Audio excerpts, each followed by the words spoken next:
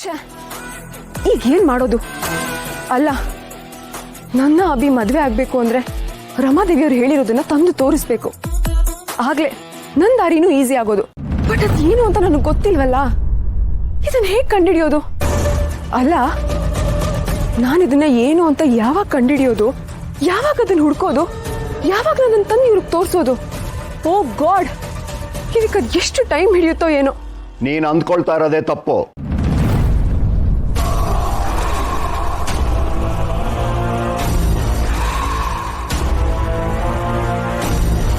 ರಮಾದೇವಿಯವರು ನಿನ್ನನ್ನು ಟೆಸ್ಟ್ ಮಾಡ್ತಾ ಇದ್ದಾರೆ. ಏನ್ ಟೆಸ್ಟ್ ಮಾಡ್ತಿದ್ದಾರೆ? ಅಲ್ಲ, ಅದೇನು ಅಂತ ರಮಾದೇವಿಯವ್ರು ನನಗೆ ಹೇಳಿದ್ರೆ ನಾನು ಹುಡುಕ್ತಾ ಇರ್ತಿದ್ನಲ್ಲ. ಅಲ್ಲೇ ಇರೋದು ವಿಷಯ. ಅವ್ರು ಕೇಳ್ತಾ ಇರೋದು ಇಷ್ಟೇ. ನಿನಗದ್ರ ಬಗ್ಗೆ ಗೊತ್ತಿದ್ರೆ ಖಂಡಿತ ನಿನ್ನ ಬಾಯಲ್ಲಿ ಅದ್ರ ಹೆಸರು ಬರ್ತಾ ಇತ್ತು. ಆಗ ನೀನೇ ಸ್ವರ್ಣಾದೇವಿ ಅಂತ ಆಗ್ತಾ ಇತ್ತು.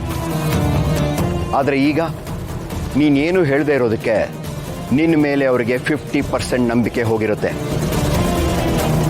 ನೀನು ಅದ್ರ ಹೆಸರು ಹೇಳಬೇಕಾಗಿತ್ತು. ಅಲ್ಲ, ನೀವ್ ಹೇಳೋದೇನೋ ಕರೆಕ್ಟು, ಆದ್ರೆ ಅದೇನು ಅಂತ ನನಗೆ ಗೊತ್ತೇ ಇಲ್ವಲ್ಲ.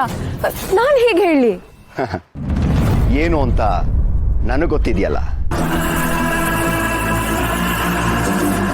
ಹೌದಾ? ನಿಮಗೆ ಗೊತ್ತಾ? ಏನದು? ಮಣಿಹಾರ. ಮಣಿಹಾರನ ಅಂದ್ರೆ? ಹೇಳ್ತೀನಿ. ಒಂದಾನೊಂದು ಕಾಲದಲ್ಲಿ ಮಳೆ ಬೆಳೆ ಏನೂ ಇಲ್ಲದೆ ನಮ್ಮ ರಾಜ್ಯದಲ್ಲಿ ಬರಗಾಲ ಬಂದಿತ್ತಂತೆ.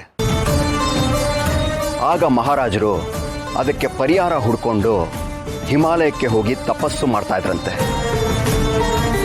ಆಗ ಅವ್ರ ಮುಂದೆ ಒಬ್ಬ ದೊಡ್ಡ ಋಷಿಗಳು ಪ್ರತ್ಯಕ್ಷ ಆಗಿ ಮಣಿಹಾರನ ಅವ್ರ ಕೈ ಕೊಟ್ಟು ಇದೇ ಪರಿಹಾರ ಅಂತ ಹೇಳಿದ್ರಂತೆ.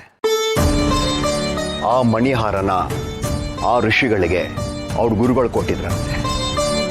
ಅವರಿಗೆ ಮತ್ತೊಬ್ಬ ಗುರುಗಳು. ಒಟ್ನಲ್ಲಿ ಆ ಮಣಿಹಾರದ ಮೂಲ ಇದುವರೆಗೂ ಯಾರಿಗೂ ಗೊತ್ತಾಗಿಲ್ಲ. ಎಲ್ಲ ನಿಗೂಢ.